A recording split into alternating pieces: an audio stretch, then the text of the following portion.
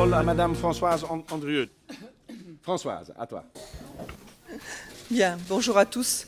Je vais essayer de vous retracer la genèse du Code mondial, avec deux objectifs peut-être. D'abord, vous permettre de mieux appréhender cet outil, et puis pour vous faire comprendre que malgré sa simplicité apparente articulée autour d'une trentaine d'articles seulement, il est le fruit d'années de travail réalisé pour vous par l'Union internationale des huissiers de justice et son conseil scientifique.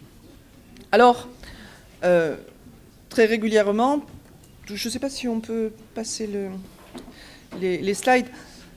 Tous les 3 ans, vous le savez, l'Union internationale organise un congrès et nous avons vu au fur et à mesure des derniers congrès émerger l'idée du Code mondial de l'exécution.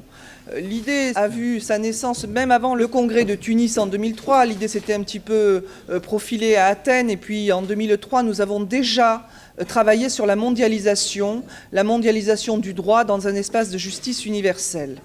À Washington, nous sommes passés à la mondialisation du droit jusqu'à l'harmonisation des procédures d'exécution. Donc nous avons affiné notre réflexion en vérité pour travailler sur un espace de justice sans frontières, mais dédié à l'exécution. Alors, de 2003 à 2015, voilà le temps de maturation de ce code. Alors, je vous rassure, je ne vais pas égrener toutes les années, je vais être assez rapide parce que j'ai bien compris qu'il fallait que je le sois.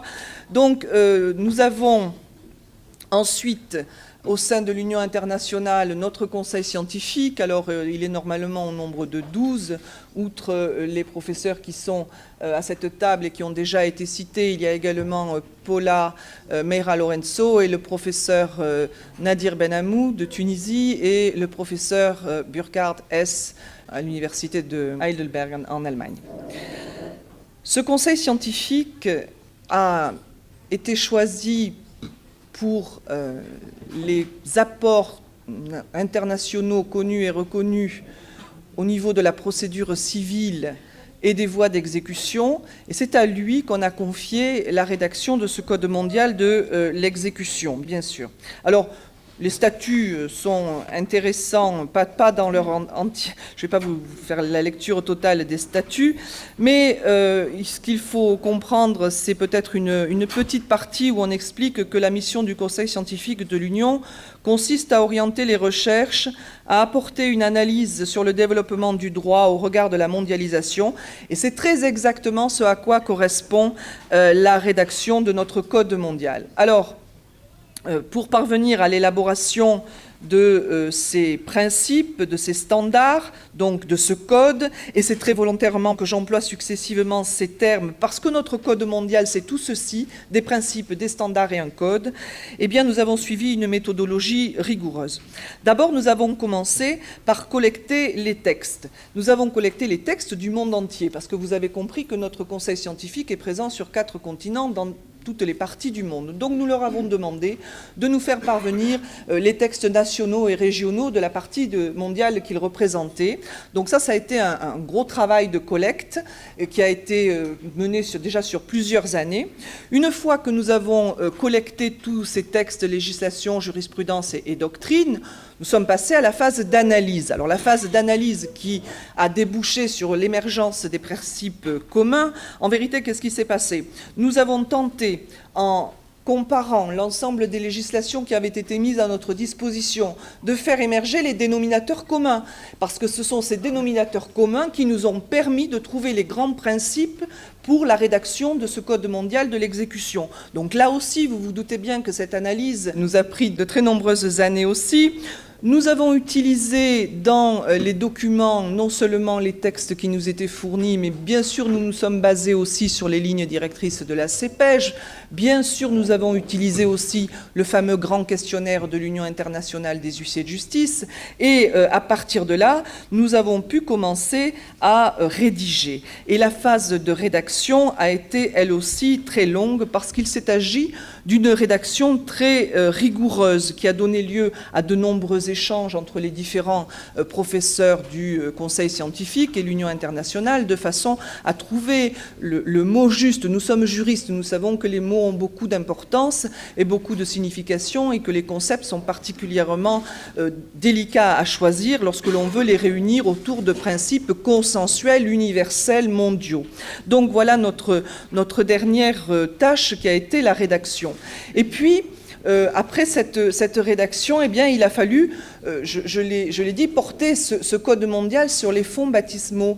Il a fallu le présenter, il a fallu le mettre à l'épreuve, le soumettre au regard des autres. Et nous avons choisi l'occasion des 3e rencontres Afrique-Europe au Togo à Lomé pour présenter notre code mondial aux grandes organisations. Alors, vous voyez la table ronde qui était au Togo, où nous avions donc la Banque mondiale, nous avions la CNUTSI, la conférence de La Haye, nous avions également l'association Henri Capitan, j'en oublie sans doute, mais c'était la première présentation du code. Je dois dire que lors de cette présentation, l'outil a été adopté. Et puis, nous ne sommes pas contentés de ceci. Nous sommes allés faire une présentation spéciale de notre Code mondial durant la semaine Droit, Justice et Développement à Washington, dans le cadre du Global Forum, donc à la Banque mondiale. Et là aussi, nous avons pu observer que notre code était accepté et constituait un outil qui pouvait être un outil universel. Tellement universel qu'après avoir été adopté, il a été essayé. Et au-delà de cette présentation, nous pouvons dire que les principes de ce code sont déjà mis en place dans certains pays, parce que vous savez que l'Union internationale des huissiers de justice intervient dans de nombreux projets. On peut parler notamment du projet qui a été mis en place en Géorgie, le fameux BEST dont nous avons parlé, je crois, lors du rapport moral. Donc c'est un projet mis en place avec le Bureau national de Géorgie et puis pour mettre en place un système judiciaire. Et dans ce système judiciaire, pour lequel ont travaillé Bernard Menu, Olof Danell et Jos Uytterhage, eh bien, les principes de ce code mondial ont déjà été mis en place. Au travers des expertises que nous apportons dans les projets au travers du monde, nous commençons déjà à mettre en place les principes de ce code mondial. Alors, aujourd'hui, l'instrument que vous avez entre les mains est l'instrument finalisé. Après ces présentations, il y a encore eu une réunion du conseil scientifique à l'Institut Max Planck, où là, je vous assure que l'ensemble des membres du conseil scientifique ont étudié les 34 ou 35 articles mot après mot pour pouvoir fournir un outil le plus rigoureux possible et le plus consensuel possible. Aujourd'hui, donc, vous avez entre les mains ce code mondial qui contient la définition de normes mondiales en matière d'exécution forcée, avec 5 parties différentes, l'une qui concerne les principes fondamentaux de l'exécution, l'autre les huissiers de justice et agents d'exécution, une troisième sur les autorités judiciaires, une 4e partie qui définit les dispositions communes aux mesures d'exécution, et nous avons terminé avec une 5e partie concernant les dispositions communes aux mesures conservatoires.